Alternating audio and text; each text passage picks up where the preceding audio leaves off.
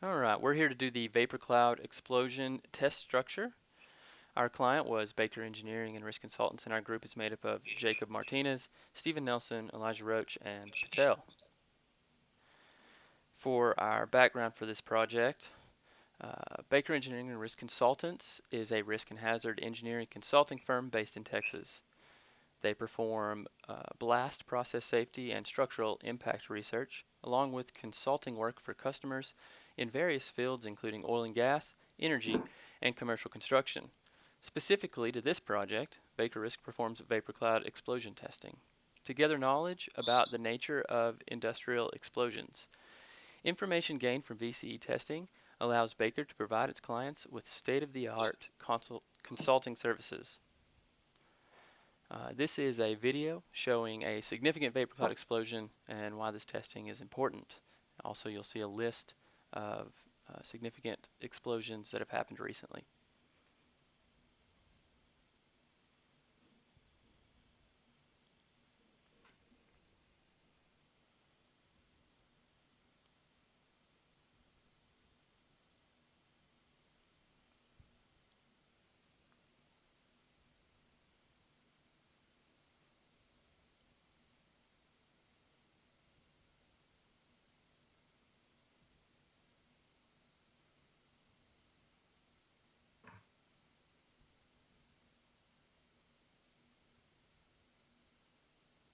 So as you can see from this video, these vapor cloud explosions happen very quickly.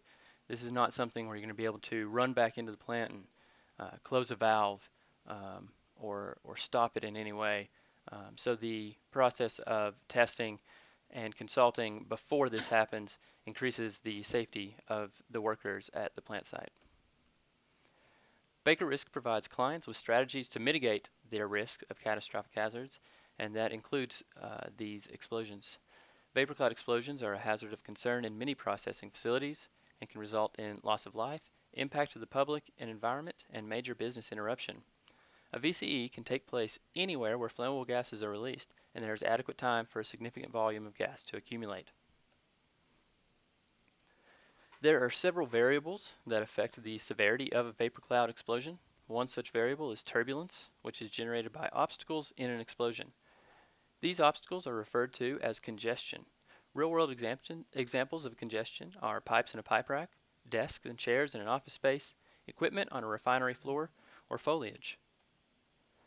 Turbulence must be quantitatively controlled during testing to simulate real-world situations. More turbulence, or higher congestion, increases flame speed and causes more severe VCEs.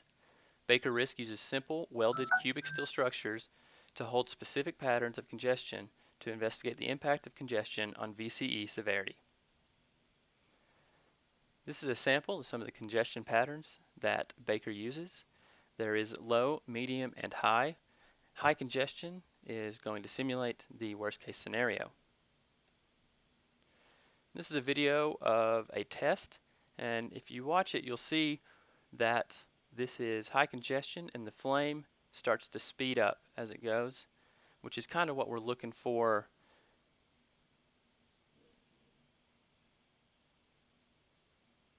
So it started slow on the left, and as it went through the congestion, which in this case is stairs, furniture, and other items, you could see that it sped up as it went through, and the blast gained both velocity and size.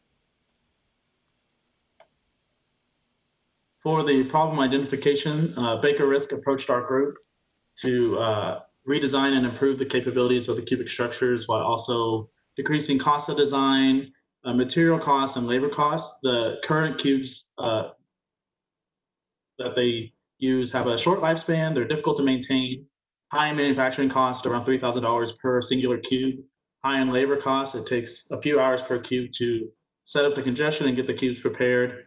They cannot be disassembled and difficult to transport.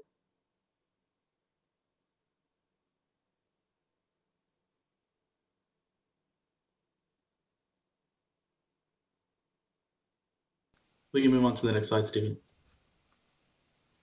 For the project scope, we broke it up into 3 different columns: design requirements, economic requirements, and structural requirements.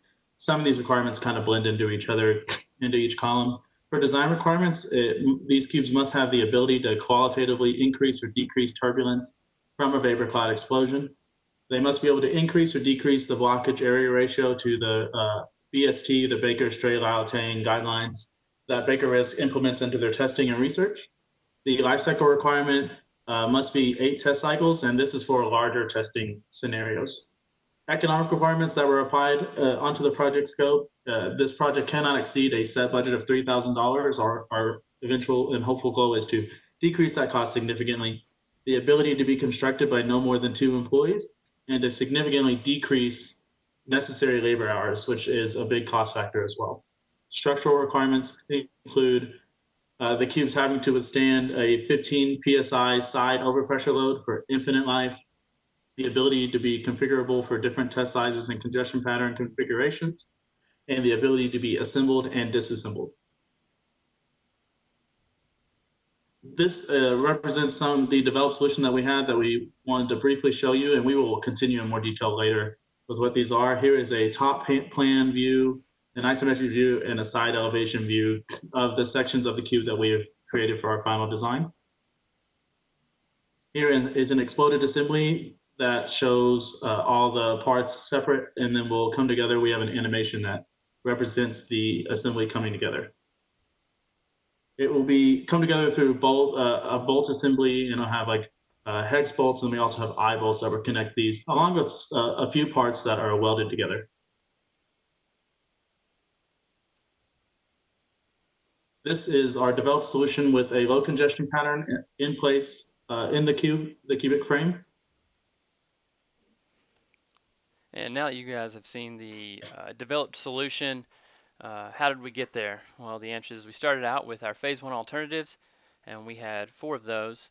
The first of which was a pattern alternate, which had plates that were pre-made that would sit on the cubes and be connected, and they had the congestion patterns overlaid so that you could simply drop the congestion into the cube, hopefully making for less labor time in putting these together. The second is what we call the carabiner alternative design. And as a side note, a carabiner is a coupling link or clip often used by rock climbers that can withstand substantial loads. This was a cube that then had a pulley and wire system that would allow you to simply clip the congestion into place and then move accordingly, hopefully decreasing the amount of time it took to change congestion patterns. The third was the chain link alternative. The legs on this design, unlike the cube, were not attached together, which means that they could be moved, and longer chains or shorter chains could be added to manipulate the size of the test. And the fourth was a roller system. In this alternate design, the crossbars that are inside of the cube would be on rollers that would allow you to connect the congestion once and then move accordingly if you wanted to change the test. After speaking with our client, Baker Risk, they asked us to resolve down to 2 alternatives. What we ended up doing was presenting alternative 1 again with more detail, showing how the panels would be locked into place in this alternative, and giving a little more detail on some of the materials used. And then for alternative 2 of phase 2, we redesigned the chain alternative to be configured inside of a cube using eye bolts and shackles that would connect chains. Once again, this would allow for multiple congestion patterns to be placed depending on where you place the chains. After we got down to those 2, we used a design or Pew matrix that we developed. It is selection criteria that is weighted based on if it is important or not important on a scale of 1 to 10, 1 being not important, 10 being very important. And then each alternative is also graded from 1 to 10, with 1 being not meeting the criteria and 10 being absolutely meeting the criteria. Through all of this, we found that alternative number 5, which was the second alternative in phase 2, had a score of 279 points, and therefore we chose this alternate and moved forward with it. So now we'll go into detail with the use of our modern tools. Methods. Inventor was utilized to simulate structural response to worst case scenario deflagration blast loads. There are two types of studies done. Tests 1 through 5 were concerned with the performance of the frame as a whole in response to drag load. Test 6 was performed to validate the strength of the cross members. The assumptions that we made are that the dynamic pressure, or the drag load, is the blast effect that significantly impacts the structure. Another assumption is that since the structure is not bolted down, once the resisting static friction is overcome, the structure will slide. This implies that the structure is maximally stressed when the dynamic pressure is equivalent to the static friction force. Tests 1 through 5 simulate increasing static friction force due to increase in weight of congestion. The blast wave at the point of interaction is assumed to be a two-dimensional plane. So we can see the constraints and the loading conditions of tests 1 through 5. We can see that it's constrained at the feet, and the pressure load is applied uniformly to faces that would experience the effects of a side-on overpressure that is consistent from a vapor cloud explosion. Test 1. The loading premise was that the frame was not loaded with any congestion, that it was simply empty. The maximum drag load before sliding would be 0.20 psi. And with this kind of a load, the minimum safety factor was 7.78. Test 2. The loading premise was that it was loaded with a high congestion with 6-foot PVC.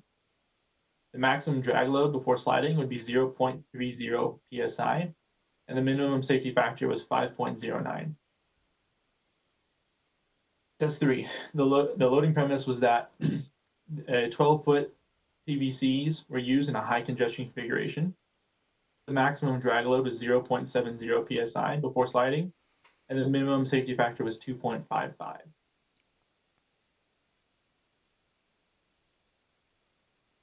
Test 4.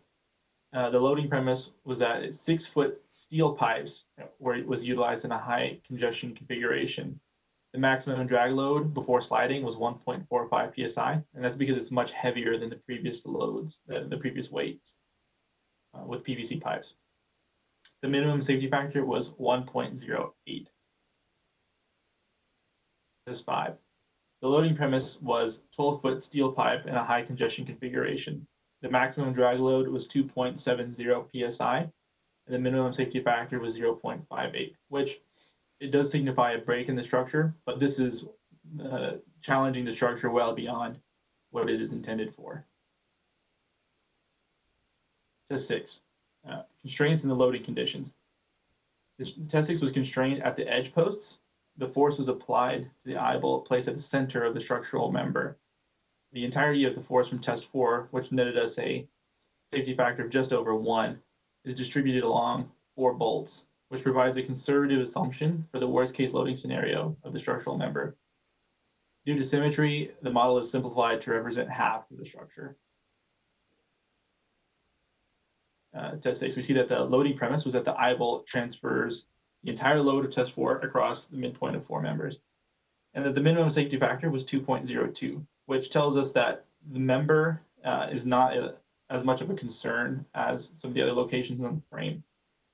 We're at this load, other aspects of the frame were performing with a safety factor of exactly right around 1. This portion of the frame is returning a safety factor of 2.02. Utilizing the safety factors that correlate with the given loading conditions, a load chart was developed for engineers at Baker Risk to quickly assess the capabilities of the structure or when they are designing experiments.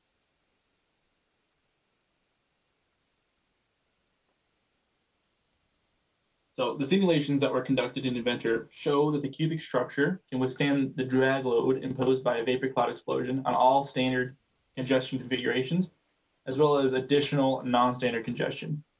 The tests conducted with a 12-foot PVC prove that one structural cube can be utilized to hold a congestion of 2 of the older cubic structures. This cuts down the cost of a test program by decreasing the amount of cubes necessary for a test program by a factor of 2. 4 essential analyses were performed on the design. Starting with chain analysis, the dimensioning of chain was done in order to determine the optimum radius, length, and width of the links of the chain. The dimensioning helped to get the area for the chain. The chain was then loaded with PVC pipe in the software, and the PVC pipes were subjected to the drag force when the explosion takes place. Using the bending moment diagram and the shear force diagram generated from the SkySafe software, we were able to perform the calculations for bending normal stress and transverse shear stress, which ultimately helps us to get the safety factor. The next analysis was performed on the structural cubic arm. The SkySafe software was successful in generating bending moment diagram and shear force diagram. It also gave us the structure and structural beam properties like shear and torsion. After that, welding analysis was performed on the section of the edge post to determine the allowable torsion and allowable force that the weld can sustain. Bolt analysis was performed using the data available for the thickness of washer and the bolt diameter. The joint member stiffness load was determined. Moving on to the construction phase, the material was accumulated from the market, as it can be seen, the eye bolts, chains, the bolts, the washers, the structural cubic arms, and the chain. A 5-inch cubical section was used to establish connection between the edge post and other cubical arms. The 5-inch cubical arms were welded on the edge post in order to create a link between all the structures. The final representation of a completely built structure is provided here, and it has been loaded with PVC pipes to express or to show the congestion, and experiment setup is established. The team wants to acknowledge Baker Engineering and Risk for their resources and time during the construction phase.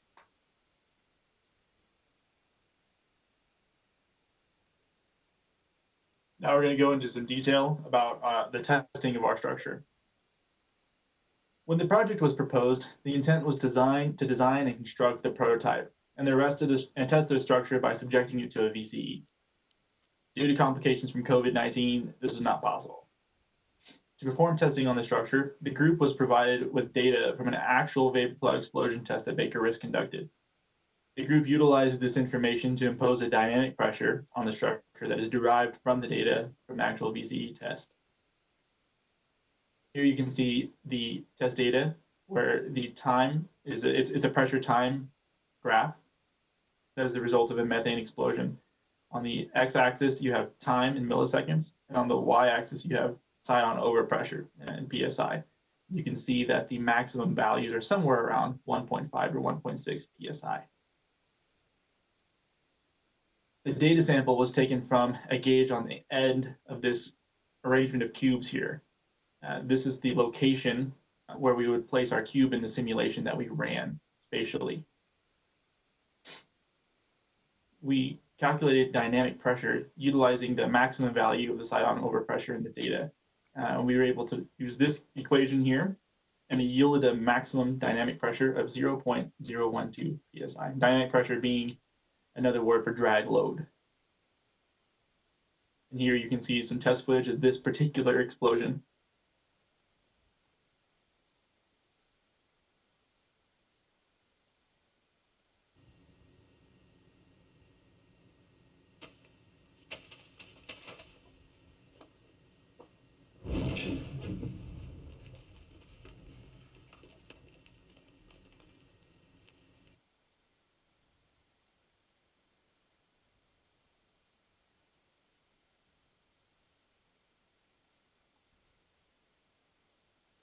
And then on this slide, we can see the structural response generated from a blast load of that magnitude. You'll see that the maximum drag load was 0.012 that was imposed on this simulation, and that the minimum safety factor in all locations was at least 15.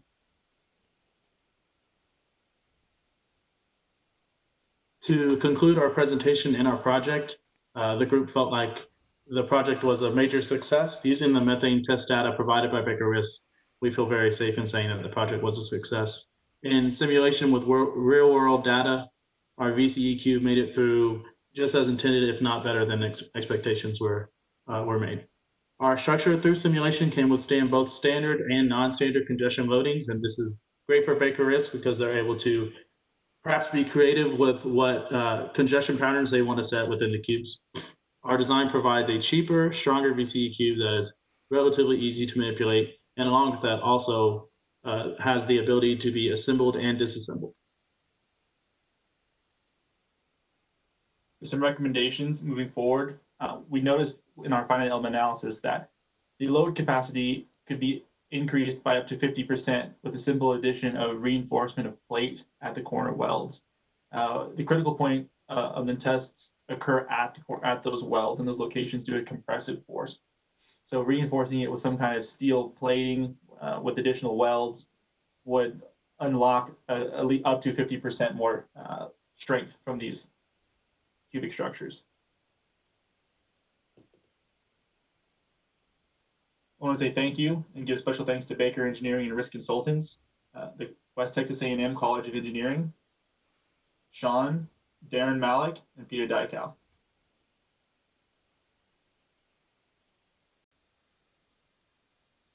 And now with some feedback and representing Baker Engineering and Risk Consultants is Darren Malik. I just really want to say that I think the team did a great job. We gave them a pretty open-ended prompt, which is always difficult when you're doing a design project, and I think they really had it out of the park. The alternatives were quite creative, and I'm really happy with the finished product. I think it will allow us to dramatically speed up our testing, and so it's really exceeded our expectations.